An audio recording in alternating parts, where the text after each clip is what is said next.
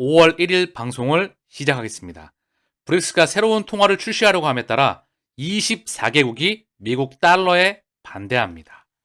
현재 5개국이죠. 여기에 19개국이 추가가 되면 24개국입니다. 24개국이 미국 달러에 반대합니다.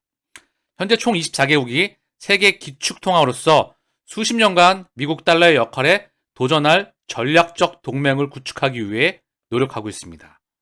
의미심장한 말이 기사를 통해 나오고 있습니다. 브릭스로 알려진 경제적으로 정렬된 5개 국가 그룹은 대규모 확장의 정점에 있는 것으로 알려졌습니다. 브릭스가 확장한다. 핵심 집단은 브라질, 러시아, 인도, 중국, 남아프리카 공화국으로 구성됐으며 동맹 가입에 관심 있는 국가가 급증하면 총 24개국이 될 겁니다. 24개국. 많은 국가들이 가입을 희망하고 있다고 전했다. 알려진 신규 국가들은 사우디, 중요한 국가입니다. 중동의 맹주, 이란, 아르헨티나, 아랍에미레이트, 알제리, 이집트, 바레인, 여기에 인도네시아, 동남아시아의 중심 국가이죠. 그리고 동아프리카의 2국가와 서아프리카의 1국가가 포함됩니다. 자, 아프리카까지 포함된다. 브릭스는 2006년에 결성되었으며 원래 그룹에는 2010년에 가입한 남아공이 포함되지 않았다. 아프리카에 남아공이 포함되어 있지만 중요한 건 추가적으로 아프리카가 또한 포함된다. 중동, 남미, 인도, 러시아, 핵심의 중국. 자, 브릭스가 확장을 합니다. 러시아 국영통신사 스푸트니크에 따르면 브릭스는 미국 달러를 우회하는 새로운 글로벌 통화를 개발하는 초기 단계에 있습니다. 통화 시스템이 새롭게 설정된다는 엄청난 일이 일어나고 있습니다. 그리고 참고사항으로 러시아의 CBDC에는 리플이 오래전부터 아주 깊은 연관이 되어 있죠. 자, 여기 체드 스탠라버 이분의 트위터인데요. 여기 중요한 말이 언급되고 있어요. 오퍼레이션 샌드맨, 아이스쿠, 프로젝트 아이스 브레이커 뒤에 BIS가 추진하고 있는 프로젝트인 것 같아요. 아이스 브레이커, 페드나우 디지털 달러. 자, 페드나우 뒤에는 볼란테가 있죠. 볼란테 뒤엔 누가 있죠? 바로 리플이 있습니다. 어제 방송에서 그리고 끊임없이 그 전에 언급을 드렸죠. 강조하는 부분, 컨그레스 로우, 의회에 관련된 법, 자 그리고 파워 인터넷 다운, 리부트, 끝에 XRP가 나오죠. XRP가 끝판왕이라는 다음 스위프트 2.0, 사실 지금 1년에 일어나는 과정은 스위프트 2.0입니다. 1.0, 스위프트 1.0은 법정화폐 기반 메시징 방식입니다. 자금이 직접 이동하지 않고 추후에 정산이 일어나게 되는, 수수료가 비싸며 며칠씩 소요가 되며 중간 단계가 상당히 많이 필요하며 노스트로 계좌가 필요하게 되는 불필요한 과정이죠. 이미 인터넷과 모든 것은 디지털화가 된 지가 상당히 오래됐는데 금융의 새로운 혁명이 불어닥치고 있죠. 더불어 세계 경제와 실물 경제와 국가의 시스템 또한 엄청나게 패러다임의 전환기에 있습니다. 그 스위프트의 2.0을 전 세계를 지배하고 있는 그들이 브릭스를 키워주면서 에너지의 파동을 다른 쪽으로 보내고 있는 겁니다. XRP 가격 폭발. 분석가는 엄청난 300% 급등에 대해 추측합니다. 에그리 크립토님이 지금 언급을 하고 계시는데요. 기술적 분석입니다. 자, 이 패턴 분석인데요. 300 이동평균선, 200, 100 이동평균선입니다. 여기 보게 되면 에너지가 응축되면서 이동평균선이 모았다가 거래량이 터지면서 한번 제대로 펌핑을 하죠. 자, 마찬가지로 여러 이동평균선들이 응집합니다. 이동평균선이 응집할 때는 거기서 어떤 일이 일어나요. 보통 상당 기간 조정을 거친 다음에 그리고 나서 에너지가 터지면 한번 펌핑을 하죠. 지금도 에너지가 300, 200, 100 이동평균선이 모였다가 거래량이 터지면서 한번 펌핑이 나올 그런 시기가 다가온다. 그런 부분을 언급하고 있죠. 핵심은 소송이 되겠죠. 그리고 이미 10년 이상 확장해 왔습니다. 그리고 스위프트 2.0이 지금 대두되고 있죠. 그래서 리또 속이 끝나간다. 조금 더 속아주면 어떠냐.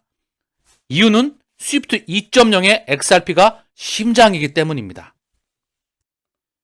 자, 지금 제가 사진 한 장 갖고 왔는데요. 이분은 바로 미국의 전 국무장관이었던 헨리 키신저입니다. 엄청나게 미국의 달러 시스템에 영향력을 미쳤던 분이죠. 사우디의 어떤 분을 만납니다. 그리고 지금의 페트로 달러를 만들었던 장본인이죠. 이게 균열이 가는 겁니다. 방금 전 기사에서 보셨죠? 브릭스에 사우디가 가입하기를 희망한다. 여기에 중동과 남미, 그리고 러시아, 인도, 여기에 중동과 동남아시아, 아프리카, 이들이 에너지에 힘이 세진다. 페트롤 달러가 균열이 간다. 즉, 이 말은 뭘 뜻하냐? 새로운 금융 시스템과 통화 시스템을 만들어야 합니다. 이게 그들만의 힘으로 가능할까요? 아니죠. 제 기준으로는 지구를 지배했던 그들의 허락하에 에너지의 힘을 다른 쪽으로 보내는 겁니다. 이게 스위프트 2.0. 미디어를 통해선 절대 이런 말이 나오지가 않죠. 미중 패권 전쟁. 자, 미디어에서 지난 수년간 언급했던 말이죠. 그들이 겉으로 보기에는 싸우는 것처럼 보이지만 물밑에서는 인프라를 미친 듯이 확장해 나가고 있다. 그들의 중심 아래 전 세계 리더들이 함께 인프라를 깔아 나가고 있다.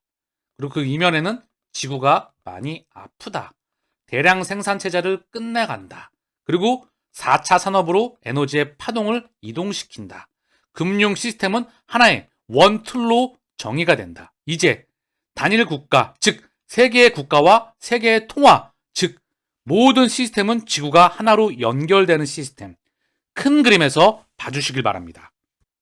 자, 5월 3일이면 FOMC 며칠 남지 않았습니다. 한국 시간으로 5월 4일. 미국의 FOMC 관심 집중, 전 세계가 집중하고 있죠. 금리 인상 중단 발표가 나올지.